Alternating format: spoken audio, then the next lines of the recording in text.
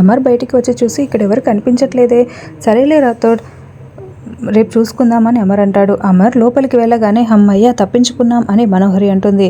మరి రణవీర్ని ఎప్పుడు లోపలికి తీసుకొస్తావు మనోహరి అని చెంబా అంటే, రేపు భాగ్య వాళ్ళందరూ ఊరికి వెళ్తారు కదా, అప్పుడు రణవీర్ని బయటికి దిద్దాము అని మనోహరి అంటుంది. అయ్యో అప్పటి వరకు ఊపిరాడక చస్తాడేమో, ఎలా మనోహరి అని చెంబా అంటే, బ్రతికితే బయటికి తీస్తాము, చేస్తే పాడకడదాము అంతే కదా, రా ముందు ఇంకేమీ ఆలోచించకు అని మనోహరి అంటుంది.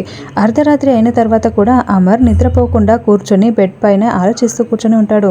నిద్రపోతున్న భాగ్యకి మెలకు వచ్చి చూసి, ఏంటండి ఇంకా నిద్రపోకుండా ఏం ఆలోచిస్తున్నారు, ఏదో టెర్రరిస్టులు బాంబు దాడి చేయబోతున్నారు, మీరు లేకుండా నన్నెలా ఊరు పంపిద్దామని బాధపడుతున్నారా, ఆలోచిస్తున్నారా, సరేనండి నేను మా నాన్నకి ఏదో ఒకటి సర్ది చెప్పుకుంటాను, వెళ్ళనులేండి అని భాగ్య అంటే, అవసరం లేదు భాగ్య, నేను చూసుకుంటాను, నువ్వు రేపు వెళ్తున్నావు అని నువ్వు పడుకో, ఇంకేమీ ఆలోచించకు అని అమర్ అంటాడు. రణవీర్ మన ఇంటి చుట్టుపక్కలే తిరుగుతున్నాడు భాగ్య, అందుకే నాకు కాస్త టెన్షన్గా ఉంది అని అమర్ మనసులో అనుకుంటూ ఉంటాడు. నువ్వు నిద్రపో భాగ్య అని అమర్ చెప్పి కూర్చొని ఆలోచిస్తూ ఉంటే భాగ్య నిద్రపోతూ ఉంటుంది. తర్వాత మనోహరి నిద్రపోతున్న చెంబా దగ్గరికి వచ్చి, చెంబా నేనే గట్టిగా అరవకు, రా మనం రణవీర్ని లోపలికి తీసుకొద్దామని చెప్పడంతో, అయ్యో అమరేంద్ర చూస్తాడు మనోహరి ఎలా అని చెంబా టెన్షన్ పడుతూ ఉంటుంది. చూడు అందరూ నిద్రపోతున్నారు, నువ్వు రా అంటూ మనోహరి చెంబాని బయటికి తీసుకొస్తుంది. చూడు నువ్వు ఇక్కడే ఉండు, నేను వెళ్ళి రణవీర్ని తీసుకొస్తాను అని మనోహరి అంటే, కార్ కీస్ నీ దగ్గర లేవు కదా, మరి ఎలా మనోహరి అని చెంబా అంటూ ఉంటుంది.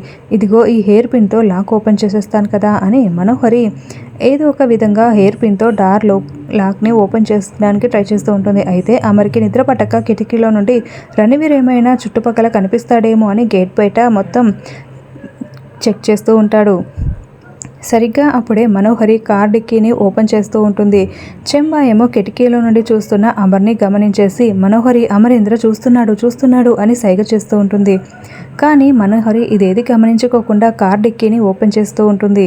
అలా ఓపెన్ చేసేయడంతో అమ్మయ్య ఓపెన్ అయిపోయింది అని చాలా సంతోషంగా డిక్కీ ఎత్తుతూ ఉంటే, అప్పుడే అమర్ కిటికీలో నుండి అదేంటి మనోహరి అంటే కార్ దగ్గర ఏం చేస్తుంది అని చాలా షాకింగ్గా చూస్తూ ఉంటాడు. అయితే ఈరోజు మనోహరి అమర్కి దొరికిపోయినట్లే, ఇంకేముంది కార్ డిక్కీ ఓపెన్ చేసేసింది, ఇప్పుడు రణవీర్ బయటికి వస్తాడు, సరిగ్గా అమరేంద్ర ఇక్కడికి వచ్చి రణవీర్ని మనోహర్ని పట్టుకుంటాడు. ఈ రోజుతో మనోహరి రణవీర్ ఇద్దరు అమర్కి దొరికిపోయినట్లే అని చెంబా టెన్షన్ పడుతూ ఉంటుంది.